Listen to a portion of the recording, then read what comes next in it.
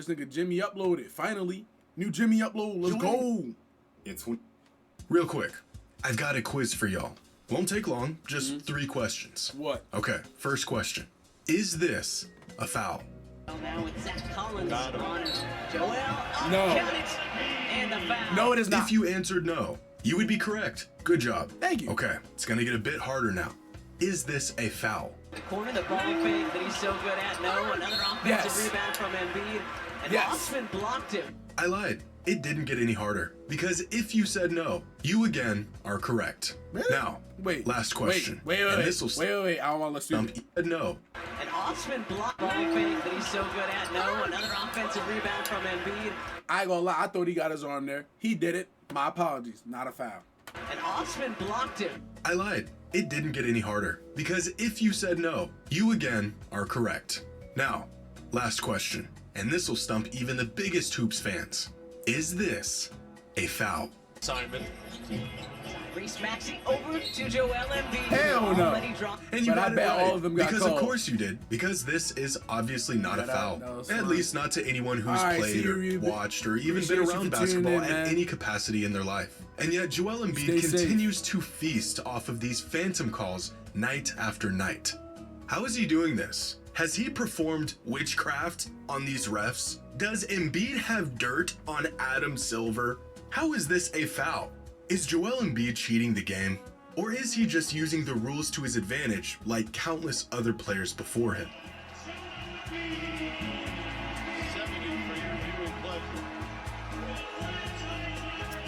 See, talk to me, Jimmy. Talk to me. Today's video is sponsored by Factor 75. Factor is a gourmet meal kit service that makes hitting your nutritional goals easier than I'm ever. not gonna listen to that. Sorry. I'm 75.com. gonna be honest, Jimmy. I'm not. Do y'all remember back in the early 2000s when Shaquille O'Neal was so dominant that teams would just hack him on purpose to try to stop him? Hell I yeah. mean, the strategy was genius. Throughout his prime, Shaq shot 76% from the field within 3 feet of the hoop. Send him to the line where he shot an abysmal 52%, and you've Horrible. essentially found yourself an in-game cheat code. Every time a team fouled Shaq while he was deep in the paint, they saved themselves about a half a point. Foul him enough, and this half-point advantage starts to add up very quickly. And so this is exactly what teams did. From 2000 through 2002, the 3-year peak of Shaq's NBA career, he attempted 11.4 free throws a game, leading the league in free throw attempts every season by a wide margin. Over the past Makes 3 sense. seasons, Joel Embiid I'm not has stopping averaged Shaq, are you? 11.8 free throw attempts per game. Let me say that again. Shaquille O'Neal lived in the paint and was getting sent to the line on purpose so much that the act of fouling him literally has its own name, and Joel Embiid somehow shoots more free throws than he did. Ladies and gentlemen, this shouldn't be possible, and yet it is. Throughout the last 45 years of modern NBA history, Embiid has more career free throw attempts per game than any other player, with now over 10 free throw attempts Shaq, AI, Karl Malone, Harden, Moses Malone, PG. per game. The first player to climb over double digits since Wilt Chamberlain did it in the 60s. James Harden spent half a decade as the best scorer in the league and was almost disregarded throughout those 4 years because of his foul baiting and rule bending. And even he is all the way down here. But Embiid's knack for drawing fouls When goes Embiid just scored 70, did he score a lot of free throws on that? I can't remember. I feel like even further, because here are the most I feel frequent like he free throw did shooters score a lot in of free NBA throws, history but I can't remember. based on free throw attempts per 36 minutes. Here's LeBron, here's Jordan, here's James Harden, and way up here is Shaquille O'Neal. And here's Joel Embiid. This is outrageous. The foul merchant label Embiid has earned himself over the last few years, as harsh as it is, may just be the reality of his game. This season, Embiid has been on a tear, averaging the 2nd most points per game in a season in modern NBA history, and being well on his way to winning back-to-back MVPs. It's been a historic season for the big man so far. His team is winning, he's putting up big numbers and historic performances. Where's the chip? We should be celebrating Embiid right now, but we're not. The NBA community has collectively turned its back on Joel and rebuked his achievements this season because the man is cheating. Well, not really. But kind of. He isn't breaking any rules or anything. He's just breaking the sort of unwritten code laid in place for NBA players around the league. The antics, the gimmicks, the way he's drawing fouls and flopping all over the court has become so egregious that even 36 points a night has not spared him from criticism. Last week, Embiid had a monster performance against the Spurs where he dropped 70 points and 18 rebounds on 68% true shooting. According to the NBA's game score metric, Embiid's game ranks as the 4th best single game performance in modern NBA history. Jesus. But instead of cheers and amazement, fans were left unimpressed, Why is LeBron even nowhere on repulsed like by that the top clinic 5, Embiid put top on. 6, All of this top criticism nothing. stemming from one major issue people have with Embiid's game right now. Free throws, and more free throws. So it was 70 mostly points free throw. is mind-boggling. But if 30% of those points come from the line, and how you got to the line was suspect in the first place, does this performance still have any merit? Or is it just one big display of how a player has mastered the loopholes and gimmicks of the game we love? Well, it's probably a little bit of both. We know teams foul Giannis a lot to slow him down. We know Kobe Bryant was a master at baiting players into fouls. And we just discussed how Shaq got to the line so much because teams wanted him there. Embiid, on the other hand, is probably closer to a prime James Harden in this sense than he is to a traditional dominant big. Yeah. For years, NBA fans That couldn't nigga stand Harden the way used James to- Harden oh played my the game. God, His he used to point beat totals that were shit. seen as just a symptom of the way he would bend the rules to his favor and manipulate the games to boost his numbers. And he might have actually been able to beat these allegations if his antics actually worked in the playoffs. But they never quite did. Embiid, at least at this moment, is cut from the same cloth. Crazy numbers, historic nights, while stacking up scoring titles off of seemingly pure tricks and schemes. At least this is the general perception right now. But is this the reality of Embiid's game? Or are we just a bit too skeptical of his dominance? Here's a game where Shaquille O'Neal scored his career-high I don't care, man. 61 Take away all points. these goddamn fouls so that like niggas can actually play the game, bro. I don't care. Go back to how it used to be when niggas. I'm not saying you should be able to sock a motherfucker, but like all these fouls be too much, bro. Protect the players, my ass. During the They abuse that 1999-2000 NBA season. By this point, the Hack-a-Shaq was in full effect. Teams were fouling the man just to stop him from scoring in the post. But look at some of these foul calls throughout this game. This doesn't appear to be a foul, and yet it was called as one. This was also called a foul, and so was this. Here's a shooting foul where the defense hardly even made contact, and here's another one that really didn't need to be called. Throughout this game, Shaq got to the line 12 times. These phantom calls made up 6 of those trips, and 8 extra points on the board for the big man.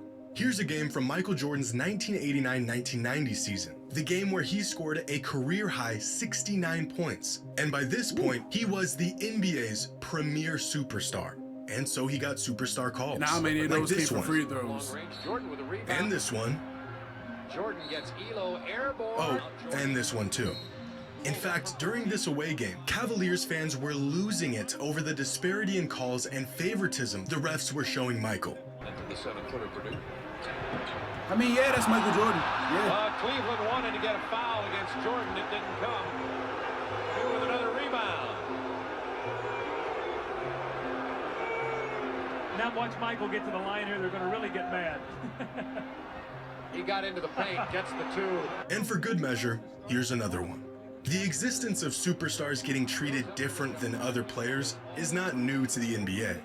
And I show you all of this to say that not only is Joel Embiid not the first player to use the rules to his advantage, but he's also not the first player to receive favorable superstar treatment. A few years ago, Peter Lee, a data analyst and NBA fan, wrote a great piece about the idea of superstar calls and the validity of their existence. Within his research, Peter collected all of the last 2-minute data from the NBA dating from 2015 to 2019 and put each type of foul within these reports into different categories. Incorrect calls, or calls made when there wasn't too actually slow a for foul, all this shit. and They incorrect saying no too many calls, things, which too is when many a player got numbers, too fouled much. but no call I was don't made. understand. He then gave an advantage rate and a disadvantage rate by comparing the rates at which players received correct calls or incorrect calls, and if the call was in their favor or not. He then categorized every player in the league based on merit into 3 tiers: superstars, stars, and non-stars. Now, what makes this research next level is that last 2-minute data is the most objective method to review officiating in the NBA. Since its introduction in 2015, last 2-minute data documents every call made within the last 2 minutes of every game that is within 3 points. All of these calls are then reviewed and reported by a league operations team to determine the accuracy of each and every call. As Peter mentions in his article, they provide transparency to referee performance and the closest thing that we have to objective truth when it comes to They the got that shit in accuracy the of a NFL call too, or bro? no call. And within his data, Peter tracked I don't over know, bro. It be some shit that 38,000 niggas of be these calling calls NFL from nearly that, like, 2,000 come on, games bro. from 2015 Or to don't be 2019. calling. And after reviewing this data, he concluded that superstars are over 20% more likely to be advantaged on offensive calls compared to even stars of the league. In other words, superstars are more likely to get a foul call where there wasn't a foul 20% more often than anyone else. Overall, the referees tend to swallow their whistle, make incorrect no calls at a relatively even rate across all player groups, but are more likely to give lenient foul calls to superstars on offense. Superstars receive preferential treatment on both offense and defense compared to stars and non-stars. They are most likely to receive incorrect foul calls on offense and commit incorrect no calls on defense, which proves the existence of superstar calls even in the last 2 minutes of close games. It's a fantastic article, and I've left a link in the description if anyone wants to check it out. And all of this data just confirms what we already knew.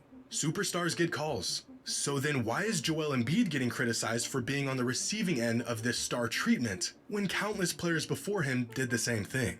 Joel Embiid is the reigning MVP and scoring champion. Of course he's gonna get some favorable calls going his way.